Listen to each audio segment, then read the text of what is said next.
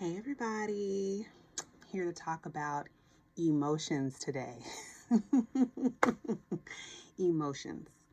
I think it's so important right now for us to recognize and acknowledge and process our emotions at this time. There's so much happening.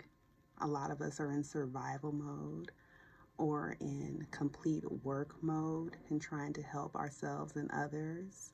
Some of us are just like detached and looking for ways to distract ourselves and find a sense of calm or even purpose at this time.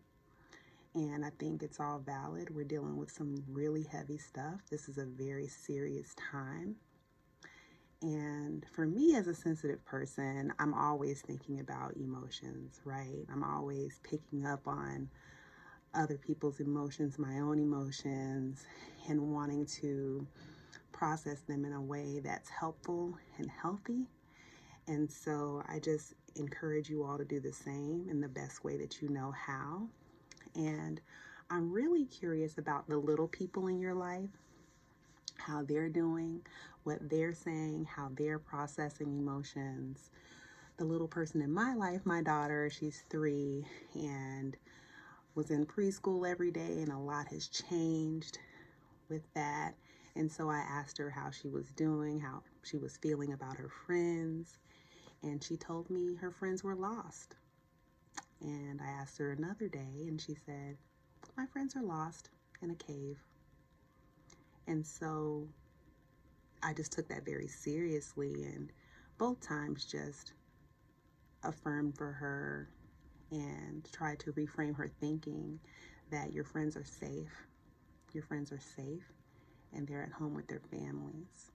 And I think that's really important right now for us to find our own safety as adults, to do things that help ourselves to feel safe, and then to impart those messages to the little people in our lives, because they're feeling things too. They're trying to process things too, and they're going to do so in the way that they understand. And sometimes the way they understand is scary. And so I think it's really important as we process our emotions to actually label them and to find words, not just good or bad. What does bad feel like? Does bad feel like being lost? Does good feel like being energized? Finding those kinds of words to describe our emotions will actually help us to process them. It's a part of the process. And we know what next steps to take based on those labels that we give them. So I have a couple of things that I've been doing with my family. I have a family of all ages, from the littlest to an elder, and I downloaded an emotion wheel. This is really for me and my daughter, to kind of identify ways that we're feeling with different facial expressions, just so we can put those pieces together for ourselves, so we can be able to read them in others and in ourselves and provide words that describe them. It's really helpful. Like I said, labeling is really essential in processing emotions. And then I download these little cards. My daughter calls them her tickets. They're really wrinkled. We've been using them. They've gotten wet, but we made it a project and we cut them. And then now when I want to have some conversation about feelings, my daughter will pull a card, and this one says, what does your body feel like when you are angry? And she's able to answer that in her own 3-year-old way, and we have a little conversation about it. And it only takes a couple minutes a day to just check in with each other about our feelings, but I just want to encourage that kind of activity, especially now.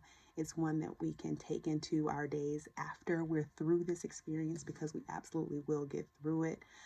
But I just want to offer those things to you all and encourage you to label your feelings, talk about them, identify what they are, identify the way that your body feels as it associates with different feelings, and just do that for others, especially the little people in your life, because we want them to have the healthiest perspective possible about what's happening now at this time.